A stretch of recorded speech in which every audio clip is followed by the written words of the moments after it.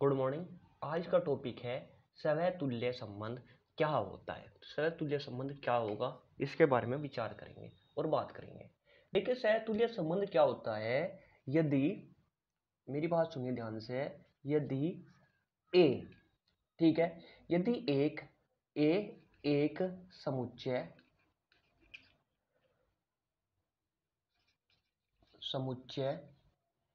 यदि ए एक समुच्चय है, बात समझ में आई? क्या बोला मैंने बोला यदि ए एक समुच्चय है, ठीक है, इसके बाद तथा आर कोई रिलेशन इसमें एक संबंध है। मैंने कहा क्या? मैंने कहा यदि ए एक समुच्चय है तथा आर एक संबंध है, तब आर एक संबंध है,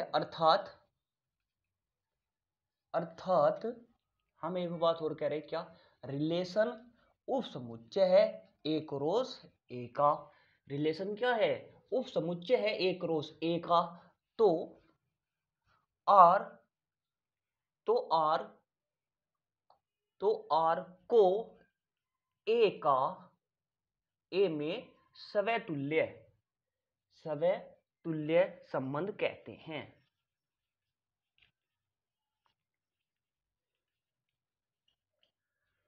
सवैतुल्य संबंध कहते हैं।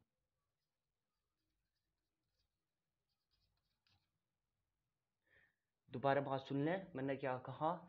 मैंने आपको कहा यदि ए एक समुच्चय है तथा आर इसमें एक संबंध है, अर्थात आर रिलेशन है ए क्रॉस ए का, तो आर को ए का सवैतुल्य संबंध कहते हैं। यदि, इसमें एक बात और आगे, यदि x बिलोंग करता हो आर में, यदि x बिलोंग करता हो आर में, फॉर एवरी इस चिन्ह का मतलब होता है फॉर एवरी x बिलोंग करना चाहिए ए में, x बिलोंग ए में करना चाहिए, ए में करना चाहिए। तो अर्थात एक बात और कह देंगे हम यहां, अर्थात आर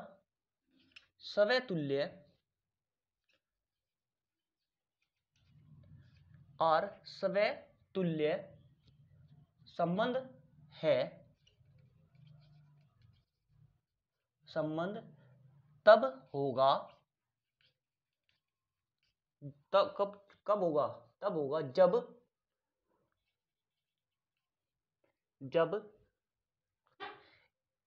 जबकि, लिखो यहां, जबकि ए का प्रत्येक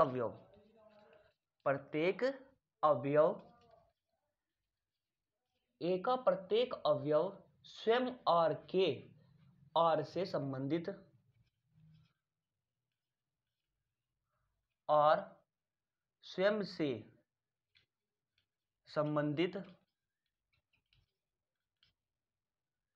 आर द्वारा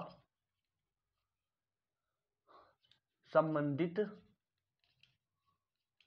हो। ठीक है, क्या बोला मैंने बोला यहां, बड़े ध्यान से सुने, यदि x बिलोंग करता है आर में, तो फॉर एवरी x अवयव हो ए का, अर्थात आर सहतुल्य संबंध तब होगा जब ए का प्रत्येक अवयव स्वयं से संबंधित आर द्वारा संबंधित हो।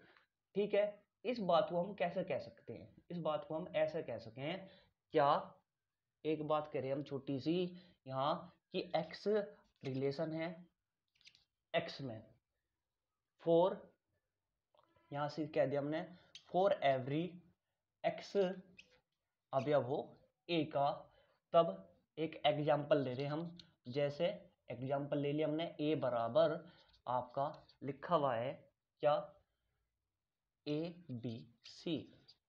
इसमें पहला रिलेशन है रिलेशन 1, क्या कह रहा कि ए बी, फिर आपका बी सी, फिर आपका बी बी, फिर है आपका ए ए। तो यहां से हमने कहा दूसरा रिलेशन एक ऐसा भी रिलेशन हो सकता है, क्या रिलेशन हो सके, वो हो सके कि ए बी, फिर बी सी, फिर आपका सी सी। हमने कहा एक उदाहरण लिया हमने हमने कहा भाई एक एग्जाम्पल लिया, ए बराबर ये है तो इनमें पहला रिलेशन ये है और दूसरा रिलेशन ये है। ठीक है, पहला रिलेशन क्या है आपका, पहला रिलेशन है A B B C C B B और ए ए। दूसरा रिलेशन है A B B A B B C और सी सी। तो यहां मैं एक बात लिख रहा आपकी कि क्या तब R1 जो पहला रिलेशन है R1 ए में क्या क्या है भाई, वो समतुल्य नहीं है,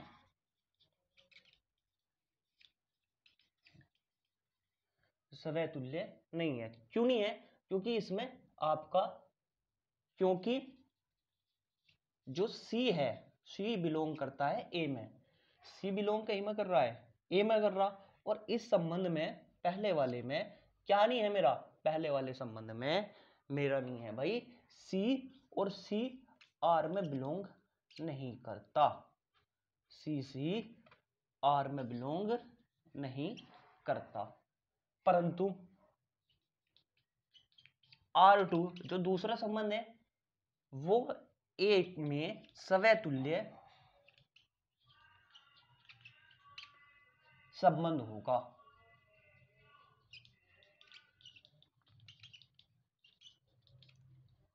ठीक है, क्योंकि x रूल क्या है, क्योंकि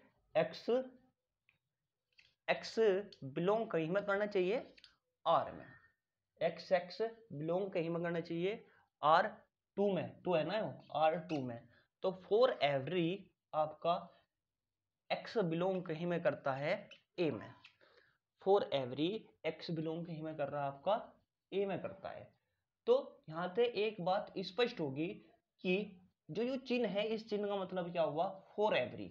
और दूसरी बात क्या स्पष्ट हुई, दूसरी बात स्पष्ट ये होगी कि संबंध जब आपका होगा तब x बिलोंग कहीं में करना चाहिए R में।